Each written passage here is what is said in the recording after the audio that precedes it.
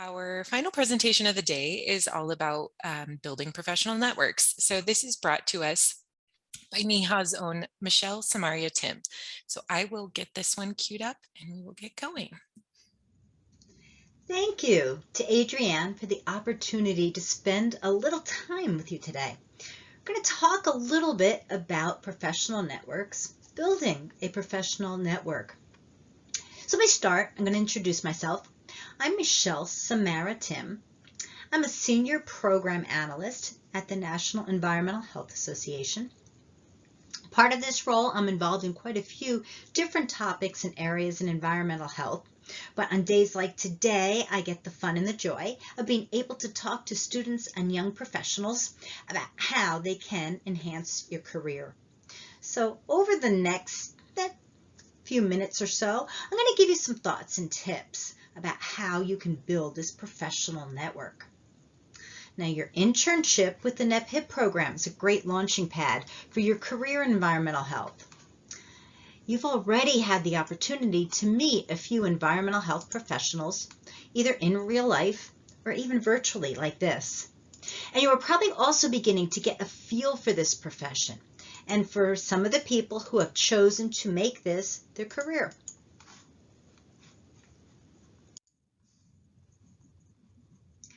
So for folks who have chosen to make this career, networking is such a huge piece of being able to be successful in where you are and what you do. So, why is this important? Networking is one of those words that you hear tossed around in a conversation. I'm going to ask, do you really know what that means? Networking is this deliberate activity to build, reinforce, and maintain relationships with other people in order to further your goals. Professional networking is just simply networking focused on your professional goals.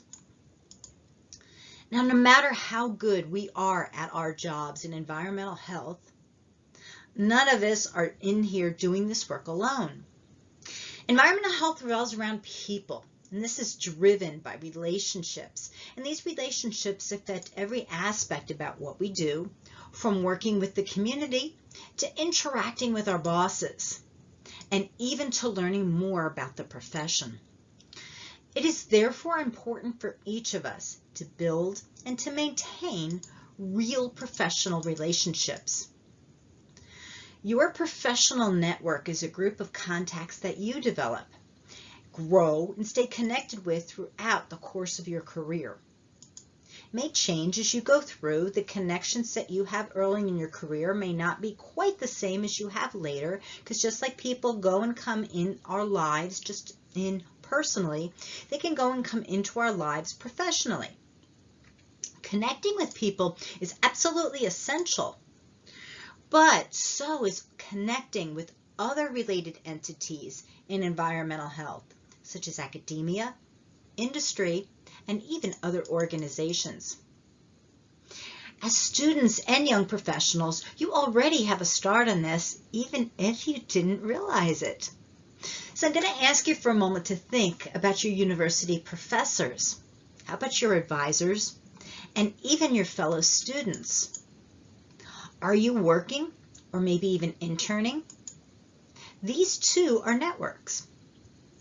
While some in your network may appear to be more valuable right now, you never know whether that student next to you might become a work colleague, or if your professors or the university can provide recommendations for connections in people or opportunities.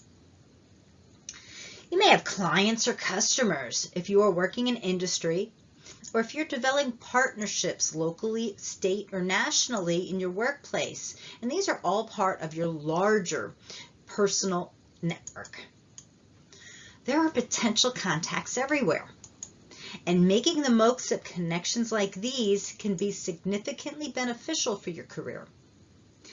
Intentionally broadening and maintaining your network is one of the most important steps you can take to increase your chances of professional success.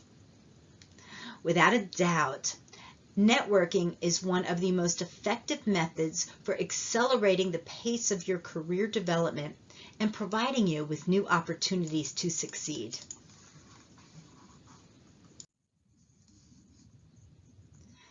Now, as we start going about talking about networking, I'm going to take a step backwards, because if you're going to network, you need to stop and consider the question about who are you?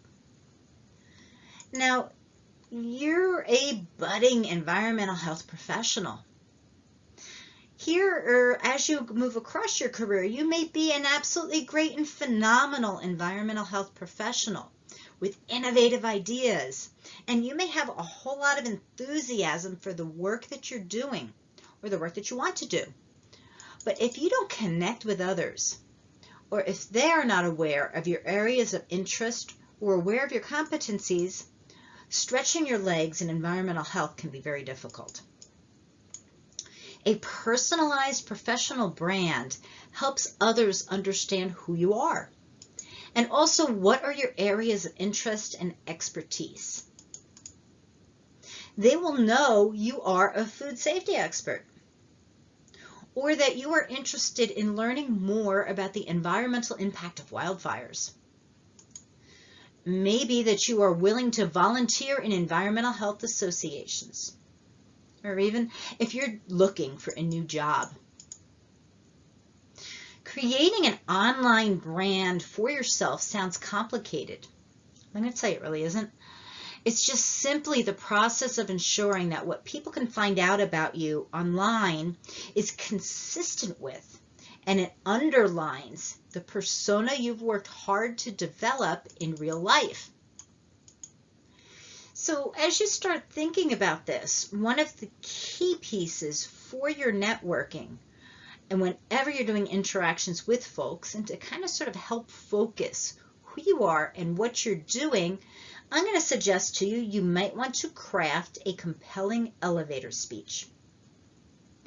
Now, an elevator speech is called that because you figure when you step into the elevator, you have just a very small snippet of time to be able to tell someone who you are and what you do before they step back off the elevator. It's useful in other areas of networking as well, because people's attention spans are small, so you want to be able to give them something well thought out, and pretty much, you want to be comfortable but well rehearsed with it so that you can tell people who you are. So this is a 30 to 60 second speech, a talk, a little bit mentioning that about your strengths, your value, and your background. If you're networking for potential job opportunities, you want to emphasize your value and why you'd make a great fit for the company, or to work on this project, or to work with these people. This pitch needs to be quick. Again, we've got short attention spans. It needs to be compelling and convincing as you introduce yourself to professionals. No one knows you better than you, so find a way to be able to comfortably and succinctly explain this to folks. At the end of an elevator speech, you may also want to include an invitation to connect further by providing them your business card, your social media handles, or contact information. Or sometimes this elevator speech is just enough for folks to be able to say they've met you, and you may be able to catch up with them at a later time.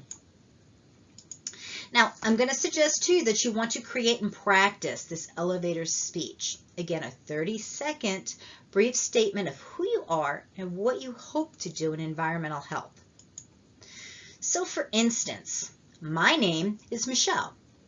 I'm from the National Environmental Health Association, and currently I am working in environmental health in areas of public health preparedness, and also in environmental health workforce leadership.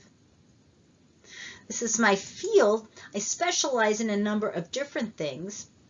I've studied food safety. I've studied disasters. And I'm interested in doing more for this. And also, I'm looking for opportunities to help promote hand washing in adult audiences. Now, something like this, and I was kind of doing this a bit off the top of my head, but you get the idea of who you are and what you do. Here's my key focuses, and here's what I want to be able to do. Keep it short, just like, and if you need to practice it before you add in your profession, I'm Michelle, I'm from New Jersey, I'm married, and I have a cat. That's an easy one, right? So take the same thing now and just substitute in those professional things, and it makes it easier and more genuine. I'm Michelle. I'm with NEHA. I work in disaster preparedness, and I'm interested in doing more in workforce development for students and young professionals. That's going to help craft it in together. It is an incredible skill for you to have. It gives increased accessibility to you because it's important for you to develop this brand and network like a pro. Let's talk a little bit more about how we can move on to do that. Now I'm going to ask you, what is it that you want to accomplish? What is it on your career path? Where are you looking at going, and how are you going to get there from here to there? And where does this whole networking thing fall in with it? So think about this. Where do you want to go? Are you looking for job opportunities? Perhaps you're looking for scholarships. Training, constantly, we're always looking for something to help upskill, right? And you're looking for professional opportunities.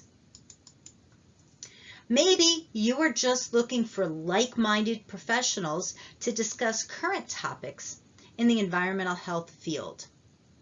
So these are all valuable things that you may want to accomplish. You may have some other things that are more particular to you. You may also say, well, Michelle, I'm still fairly new to the field. I'm just not sure what it is I'd like to accomplish. Well, I'm going to suggest you might want to do some research. The internet is a powerful tool, and you can go in there and take a look at what other professionals in your field are doing. What credentials do they hold? What are those letters after their name? Where online do they hang out? Meaning, where do they post? What do they read? You want to kind of be in that venue with them. What organizations do they belong to? These are the kinds of things you want to look at, because if you want to network with them, knowing where the people are is going to help you be able to decide what it is you want to accomplish. Now, this is called career pathing. This isn't a one and done type of thing, because as we get more skills, as we get more experiences within our careers in environmental health, we may rethink, do we like this, or will this lead me to something else? Or where do I want to go, or how does all of this filter into that thing in my career I want to do or that I want to accomplish? This isn't something that you only do just as a student or a young professional. I'll give you an example on this because NEHA recently opened up an opportunity for professionals working in the field to apply for an Environmental Health Leadership Academy. We've had folks who applied who have had 20 or more years of experience in environmental health, but are only now in line for that big promotion to the corner office. So your networking should have a purpose, how you find out about these opportunities, how you want to get from here to there. How do you connect with folks who can give you opportunities, who can give you that mentoring, can converse with you. It can help you to be the best environmental health professional that you can. Now, I'm going to tell you that you could be a great professional, but if what you do is not visible, it's difficult to network. You need to be visible and your work needs to be visible in order to be able to make some of those linkages. So you need to actively work towards making these connections. You need to be proactive in reaching out. That's the part about being visible.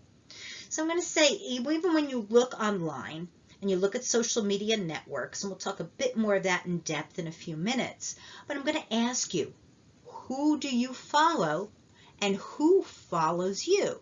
That all adds into your visibility, especially in some social media networks like LinkedIn and Twitter. Consider following the associations who do work in your field. Yay to NEHA, right? Definitely you want to follow us. But you also want to look at other organizations and associations who are environmental health influencers, who are the subject matter experts in environmental health. So here you're thinking the Centers for Disease Control. You're thinking the Food and Drug Administration, maybe the EPA, the Environmental Protection Agency. You may look at the influencers being Dr. David Dijek, who's the Executive Director of NEHA. You may want to see what types of things he's posting online and who he follows. And what about other organizations and sometimes even environmental health media reporters? Take a look at who they follow, who follows them, because that might give you an idea of where in this network and who you want to be able to connect up with.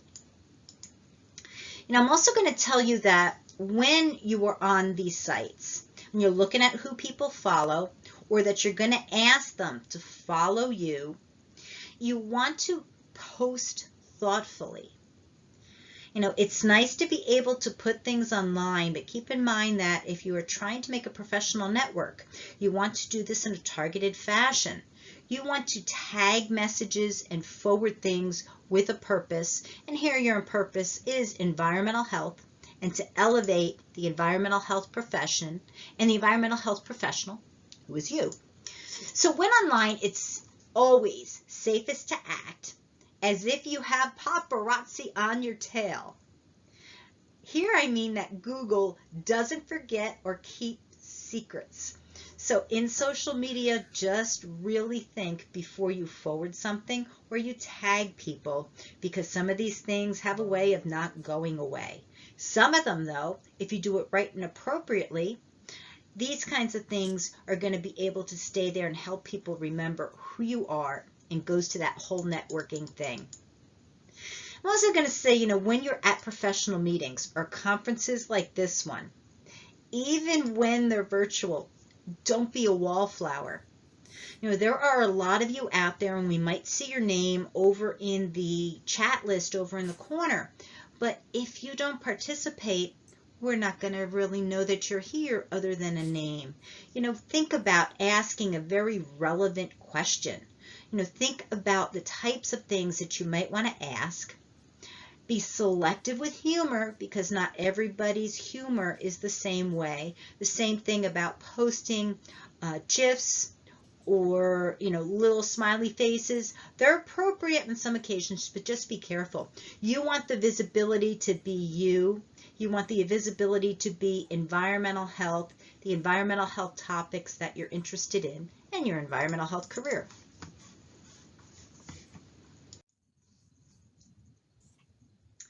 Now, as part of all of that, one of the biggest things that you are ever going to do to network in environmental health, I'm going to say this again, one of the biggest, if not the biggest thing you're going to do to network in environmental health is to become professionally active.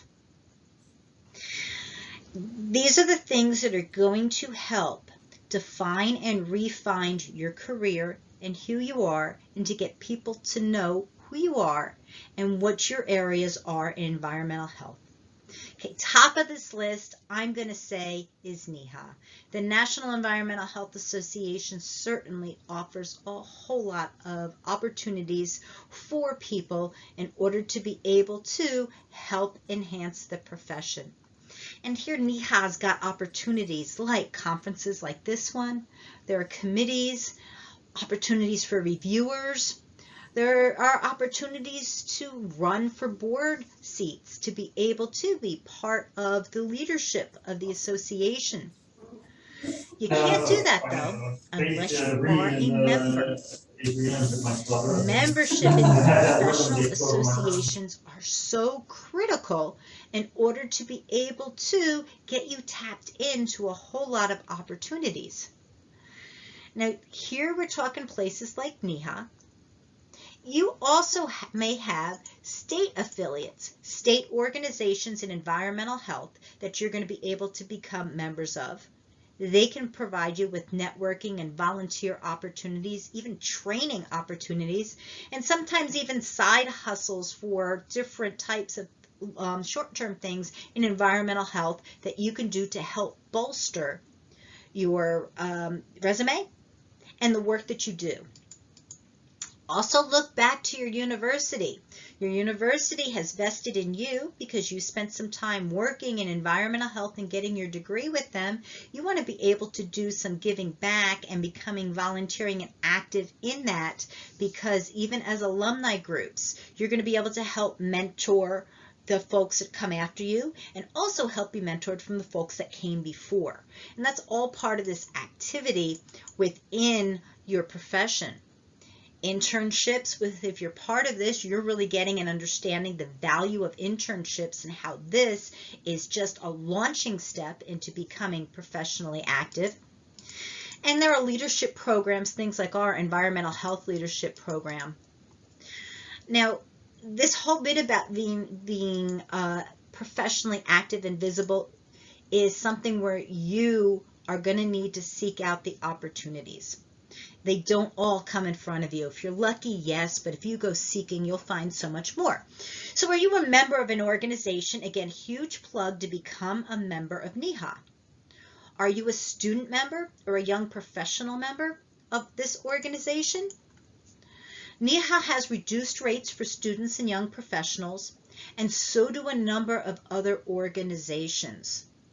While these rates are inexpensive and you are in school or a young professional, I urge you to take advantage of them. You're going to get a wider range of ideas for what the opportunities are. All these different organizations in public health and environmental health, maybe climate change, maybe a number of things that are going to be able to help enhance your career. Membership provides the opportunity to attend meetings. You'll be able to volunteer on committees, find out about job opportunities, even receive professional publication like NEHA's Journal of Environmental Health. Now, really quickly, I want to talk about how I found NEHA. I was a young professional, and I had the Journal of Environmental Health, the publication that I got for being a member. In the back, there was this little ad that was looking for reviewers for some food safety materials. Well, I was just starting to work in food safety and I was all excited, and I emailed and said, I am very interested. Here's my background. I'm doing some work in food safety. I'm interested in this. Would I be of benefit to you? NEHA said yes. And from there, that just launched and connected me in with what has become a lifetime ability to be able to work and volunteer with this organization. NEHA could do the same for you if you become active, and so can a number of other organizations. So I really urge you to consider that. Don't be afraid to ask someone in your network to introduce you to someone they may know. When going to these networking events, it can be tempting to spend time speaking to people you already know. But remember your aim. You're looking at the networking. You're looking at enhancing your career. So consider speaking to one or two people you haven't met before. You know, a smile, a handshake, and a brief introduction works so much. Hi, I'm Michelle. No, I don't think we've met. This is an easy way to strike up a conversation. And this is also a good place to use that elevator speech that you developed. Either way here, the important part is to be confident and to be genuine. Try to make it your goal to connect with someone new at every professional meeting, event, and conference that you get to attend. You'll see great networking benefits out of that. So I mentioned that we were going to talk about social media, and here we are. So one of the key tips I'm going to tell you is to get social. Now, these days, nearly everyone has internet access. I'm sure you all do, and you've spent quite a bit of your life doing a lot of things online. Most working professionals have some type of connection with the internet. Even though we text a lot, email is still the primary means of communication in the professional world. So as you start working things on that, you want to kind of sort of consider what you look like on email. When you set up an email account, and I'm going to encourage you to set up one that's only for professional uses. Consider creating this separate account for personal versus professional, because a good dedicated professional email helps streamline some of those communications. And that also helps because sometimes our personal emails are they're a little less professional, and they don't kind of go to your personal professional brand. So having an email like baseball fan 7 or hokey pokey 23, or maybe even something worse, sends a less than professional message. So create an email that's just for professional uses, and use your name or something that has to do with the profession. So for instance, Inspector Dawn or Food Safety Guru. Some of these as your email tags help define you, but they don't interact with that personal thing, which you really do want to keep separate. Write in full words, be grammatically correct. When you're writing your emails and when you're writing most things online, don't use texting lingo. A lot of that can be misinterpreted. Again, this is professional, so you want to be as professional, kind of get a feel for what the people in that social media context are using. Now, on apps and the internet, there's a host of sites where you can communicate with other professionals, either live or through posts. Now, social media sites, particularly LinkedIn, have changed that networking landscape. Many people rely on their LinkedIn network for referrals, introductions, reviews, and references, all of which come in handy when you're looking for a job. With the power of social media, you can network simply by sending an invitation on LinkedIn or following a contact on Twitter posts. Right now, I'll let you know that LinkedIn is one of the most used networks for professional communications. So consider adding anyone you deal with professionally to your LinkedIn network. Even if your contact with these people was short, it may be helpful because you're trying to grow your network. There's value, however, in being selective to those you add to your professional profile and account. Again, keep it professional. I love grandma. She doesn't belong on my environmental health websites unless she's also involved in environmental health. So LinkedIn is a great place to learn about someone's professional educational background. Here you can also find similarities to be able to jumpstart conversation. And reading their profiles will help you find commonalities and help with the dialogue. Now, when you're networking, though, here's a key tip. Don't be selfish. Don't let it be all about you. You want to be able to learn about that other person and let them tell you about themselves. You're going to offer this exchange of information if possible and take the time to build up these relationships. One of my best mentors I met online. We conversed for years before I actually met him face to face, and he continues to be a career-long mentor to me, and I found him on an environmental health network where we were just communicating about some of his research articles. Be genuine when you're making these connections because no one wants to feel used. Now, as you're doing this, you also want to make sure that a big advantage of social interactions is that you don't need to be geographically close to develop professional relationships anymore. I also correspond pretty regularly with an environmental health colleague who lives in Australia, which years ago you never would have been able to do. However, that said, these face-to-face interactions still open doors to conversations and opportunities, and also sometimes serendipity. Those hallway conversations sometimes lead to so much more. Combined, these two open windows of opportunity for professional connectivity. If you do happen to be face-to-face, though, keep in mind not everyone is on a digital platform or is comfortable with it. So make sure that you have some other ways to be able to connect old school, whether that's having a copy of your resume or even more particularly have a handful of business cards. The value of that shouldn't be overlooked if you need to give somebody something quickly, that they'll have that and that you've got that connect. So again, that's all part of what you're doing in order to be social.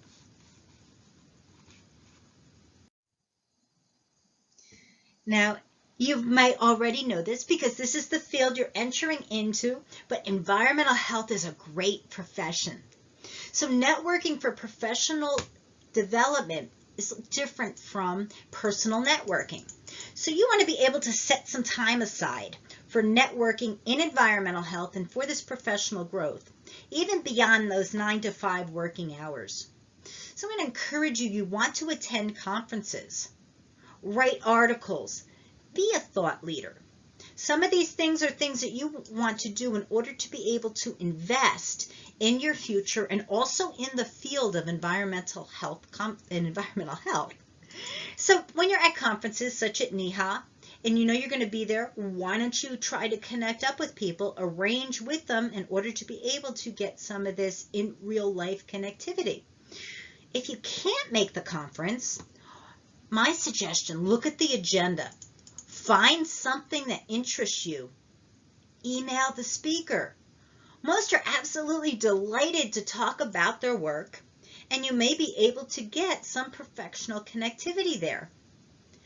If you use a particular article in your research, consider emailing the author and let them know that you liked their research and that you used it and how you were able to build on it and how valuable that was to you.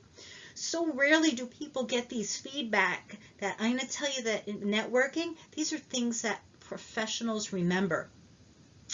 And it's also not a one and done deal. You meet a contact, speak with them only when you need something. If you really want to connect, you want to nurture a sustainable give and take relationship. However, the benefits of networking go beyond referrals and consideration for new job opportunities. Professional development is going to expand your skills and your knowledge base. So by interacting with others in your field, you learn what people outside your company or your niche are doing, and this all gives you a fresh perspective. You will also, within your network, have a ready access to a group of experts who can help you figure out answers to your toughest questions. And asking for help is one of the ways to keep that connection going, as is sharing best practices. With that in mind, also don't overlook industry events as great opportunities for professional networking. Do your homework in advance so you know who you want to meet. Then with your talking points in hand and your elevator speech, go introduce yourself. You are on your way to an expanded professional network. Lastly, I'm going to tell you, you get out of your career what you put in. Consider setting aside a budget and a minimum number of hours each year to advance your career and upskill your competencies. This can be taking courses, attending conferences, and being active on your social media accounts. Even volunteering within environmental health all get you this great sense of network and accomplishments as you progress forward in your work and career, and also make you be someone that other folks want to network with. So as we wrap up, I want to give you a few key takeaways. Okay, what we talked about over the past 20 minutes or so is you want to be visible in environmental health. Develop your professional environmental health brand. Who are you in environmental health and where are you going? Become professionally active, and again, think NEHA. The National Environmental Health Association is a great place for you to be able to skill, network, connect, do, and be part of this bigger picture of environmental health. Go ahead and get social. Develop some online professional connections. Prioritize your career because you are the future of environmental health. So when you meet new people, be sure to exchange cards or contact details. After each networking event, store these cards carefully. Look online for what you have, and I'm going to tell you, say thank you. Reach back out to the people who helped you. You can thank them by email. I'm telling you, don't underestimate the value of sending someone a thank you note in the regular U.S. mail. So huge, because those are the things that people remember, and those are the things they hold on to. So that also is some of those networks. I'm just going to say that you want to stay in touch with people over time. You can do this by, if you see an article a colleague might like, ping them over an email. If you see an opportunity someone in your network might be able to apply for, let them know. Networking really is about sharing with each other. There are all these ways to stay in touch, and you may consider a number of new ways. Online social networking is a very useful way of supplementing real-world networking, but it really doesn't replace it. So be genuine. Networking should be a fun professional activity. Make it ongoing. Keep connecting. We want to hear from you. You will see personal and professional benefits that will benefit you now and throughout your career. Looking forward to taking your questions during the Q&A, and thank you so much for attending our session and for all you're looking at doing in environmental health. Any advice on making connections and networking when struggling with mental health or social anxiety? What a great question.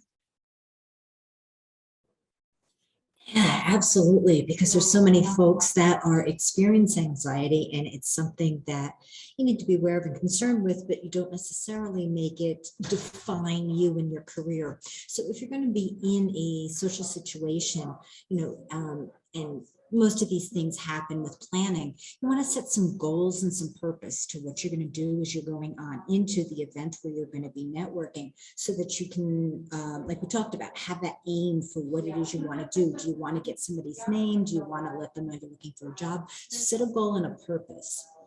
Focus on the questions and answers. What is it they're asking of you and how you want to answer it, or vice versa. Ask them, what you want to ask and get from them. So focus on that.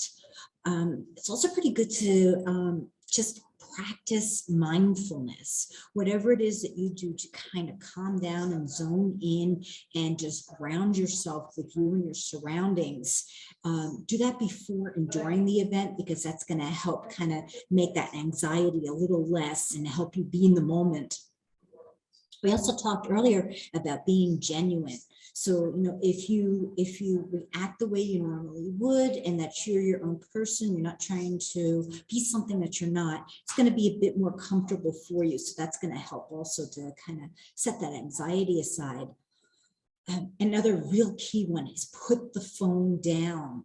And and this is a good thing, so maybe you should have mentioned it earlier, is because you can't network if you're doing that and you're also sitting here playing with your phone.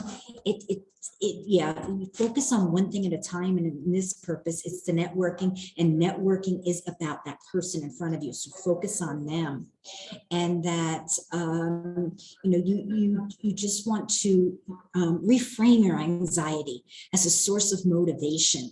Because once you're comfortable in a situation, the anxiety kind of goes away a little bit. So, and you might be anxious about your work or about trying to get a job, but if you just kind of focus in on that purpose and time, and that your purpose is just trying to get to know this person in front of you, get them to know you, that might be some things that really will help you during that networking event if you tend to experience anxiety. Adrienne, would it be okay if I add also? I Of love all of that so much, and the being genuine, like when in doubt, be genuine.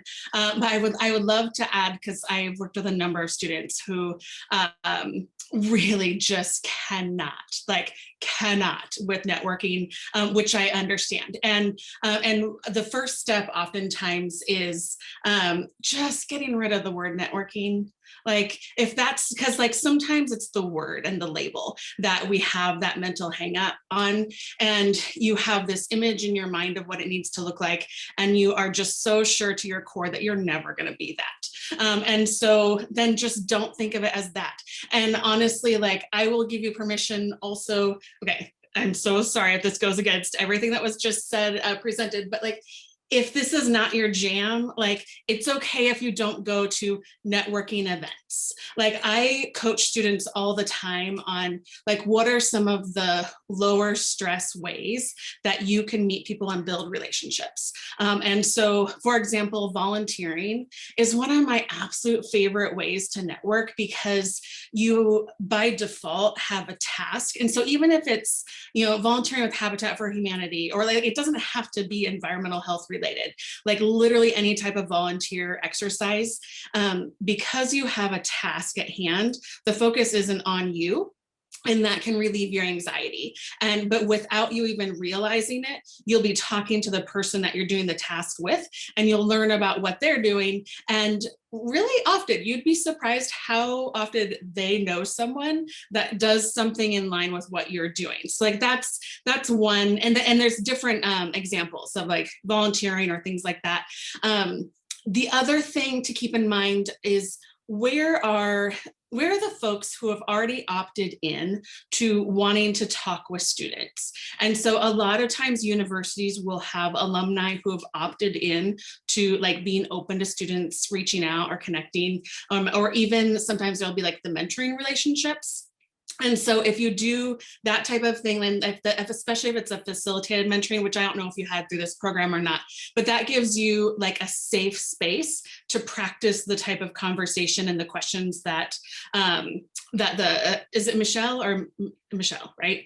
That Michelle was talking about, like, because so once you just kind of figure out how to ask questions and how to answer questions, that can relieve some of the anxiety. And if it is something formal like a conference, prepare a couple of non-work related questions. Like you only need 3. I promise you, like any conference you go to, you need 3 questions and it will get you through every like empty space time. So you can be waiting in line for coffee and you ask, is this your first time to the conference? Or you say, this is my first time to the conference. What advice do you have for me? Or I'm looking for really great places for dinner. Do you have any recommendations? People can talk forever about those 2 things, and then you can pick a 3rd thing. So anyways, I that was one of my favorite questions that I've ever heard, and thank you to whoever asked it.